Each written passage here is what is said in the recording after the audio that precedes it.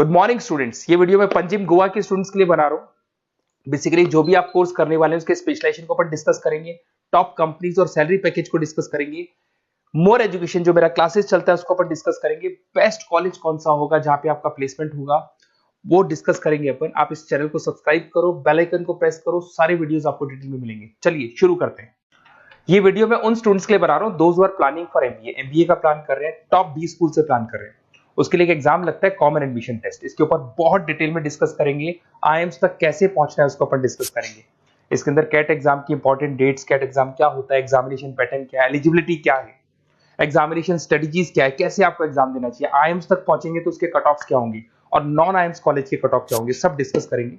Newspaper में आया था 42% कम 2027 तक मशीनें करेंगी।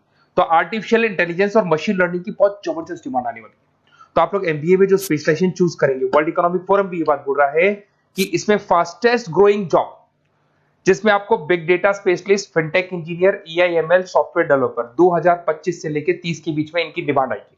तो आप एमबीए में जो स्पेशलाइजेशन चूज करें उसमें ये वाले स्पेशलाइजेशन रखना, फिनटेक वाला, बिग डेटा वाला, इसकी जबरदस्त डिमांड आने वाली। बहुत सारी जॉब्स है जो जाने वाली है, जैसे 2025 से 30 के बीच में आपका पोस्ट ऑफिस क्लर्क है, बैंक टेलर है, data entry, cashier, ticket checker. अगर आप कैशियर की बात करें, जरूरत ही नहीं है बैंक में, आप विड्रॉल भी मशीन से कर रहे हो, डिपॉजिट भी मशीन में करवा रहे हो, पासबुक अपडेट मशीन से हो रही है, तो यहाँ पे मशीनें काम कर रही है। तो बहुत सारी जॉब्स आने वाली और जाने वाली है। तो आप स्पेशलाइजेशन वो चूज करना जिसकी मार्केट में जबरदस्त डिमांड है। बेसिकली मेरा क्लासेस चलता है, मैं एमबीए को पढ़ा रहा हूँ 2006 से, 17-18 साल का एक्सपीरियंस है, बहुत सारे बच्चे निकाल चुका हूँ मेरे पास। अब देखो आपको क्लासेस दिखाई दे रही होंगी। उसके अलावा सबसे इंपॉर्टेंट चीज IIM अहमदाबाद। मैं हर साल बच्चों को IIM अहमदाबाद लेके जाता हूँ। 50-60 स्टूडेंट्स जाते हैं, साथ में मेरे लेक्चर्स भी होते हैं वहाँ पे। तो आप लोग IIM Ahmedabad is a dream college of MBA. अगर मैं एमबीए की बात करूँ तो एमबीए का जो ड्रीम कॉलेज है वो IIM अहमदाबाद है। तो आप ये मान के चलो इस कॉलेज के लिए बच्चा पढ़ता है और कैट का एग्जाम देता है। अगर यहाँ से बच्चा निकलता है तो बहुत बड़ा पैकेज लेके निकलेगा। देखो हर साल मैं बच्चों को लेके जाता हूँ, दिख रहा होगा आपको। उसके अलावा मैं मुंबई में पढ़ा रहा हूँ, जयपुर में मैं पढ़ा रहा हूँ, अच्छा अलग अलग कॉलेजेस में एज अ गेस्ट में वर्क कर रहा हूँ। अच्छा 2008 से मैं बुक्स भी लिख रहा हूँ। तो 2006 में पढ़ाना शुरू किया था, 18 साल हो गए, और 16 साल से मैं बुक लिख रहा हूँ। 2008-10 में बहुत सारी बुक्स लिखी है। मेरे वीडियोस भी हैं, आपको यूट्यूब पे वीडियोस मिल जाएंगे, मैं सैंपल्स आपको शेयर करूंगा जो जिसका रिक्वायरमेंट होगा।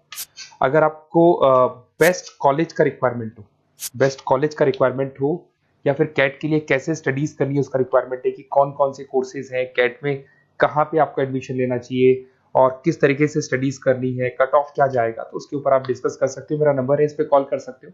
बाकी मैं अगर क्लास में रहता हूँ तो आप मेरे को व्हाट्सअप कर सकते हो, अपना name, number, city, state, course और कहाँ से आपको अपना एमबीए करना है और किस तरीके से कैट का प्रिपरेशन करना है।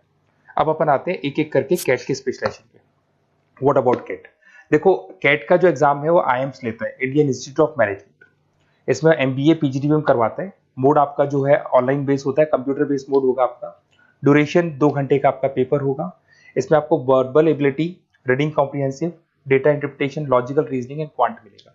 तो 3 सेक्शन में डिवाइडेड है पेपर। आपको हर सेक्शन में 40 मिनट्स मिलती है, 2 घंटे का आपका पेपर है, तो उसको कंप्लीट करना है। तो इसमें पढ़ना कैसे, उसकी स्ट्रेटजीज क्या है, इसको अपन आगे डिस्कस करेंगे। देखो आपको इंपॉर्टेंट डेट्स दिखाई देंगी। नोटिफिकेशन इसका जुलाई 25 तक आ जाता है। उसका रजिस्ट्रेशन अगस्त में स्टार्ट होते हैं, सितंबर में आपका लास्ट डेट है, एडमिट कार्ड अक्टूबर में आता है, नवंबर में लास्ट संडे, जो लास्ट संडे होता है नवंबर का, उस दिन एग्जाम लगता है इसका, और जनवरी तक रिजल्ट आ जाता है। अब देखो इसमें बहुत सारी चीजें जो अपन डिस्कस करेंगे। टोटल इसमें 66 मार्क्स का पेपर होता है, वेरी भी करता है थोड़ा बहुत, 40 मिनट्स पर सेक्शन को मिलता है। इसके अंदर आपका इंग्लिश है, रीजनिंग है, क्वांट है, इनके लिए अलग अलग टाइम मिलता है।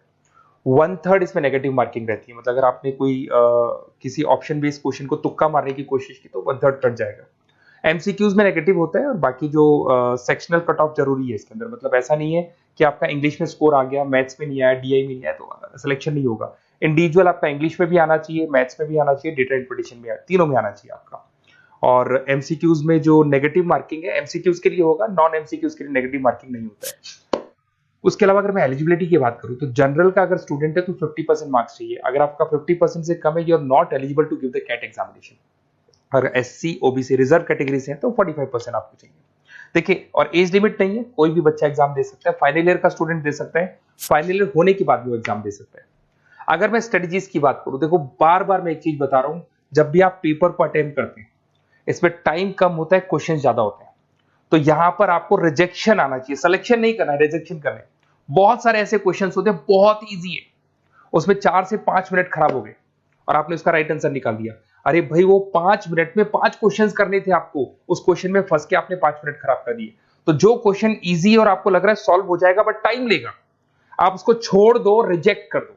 वो क्वेश्चंस करने हैं जिसमें टाइम कंज्यूमिंग कम होता है। आप अगर टाइम को एकदम से वेस्ट कर देंगे ना, तो बाद में रियलाइज होगा टाइम चला गया, क्योंकि मैनेजमेंट एप्टीट्यूड टेस्ट है, जैसे गवर्नमेंट एग्जाम के टेस्ट होते हैं। तो यहां पर क्या, टाइम सबसे बड़ा इंपॉर्टेंट फैक्टर होता है आपका। तो बेसिकली एक्यूरेसी होना चाहिए, स्पीड होना चाहिए और आपका टाइम बैलेंस होना चाहिए, और साथ के साथ कौन सा क्वेश्चन छोड़ना है और कौन सा करना है। बहुत सारे क्वेश्चन होते हैं जिसमें लालच देता है, करो करो करो, बाद में पता लगता है फंस गया उस क्वेश्चन के अंदर, और फंसने का टाइम चला गया। तो टाइम नहीं जाना है इसके अंदर। उसके अलावा देखो, अगर मैं आईएम्स की बात करता हूँ, आईएम्स में 99% आईएम अहमदाबाद इज 99% आपको चाहिए।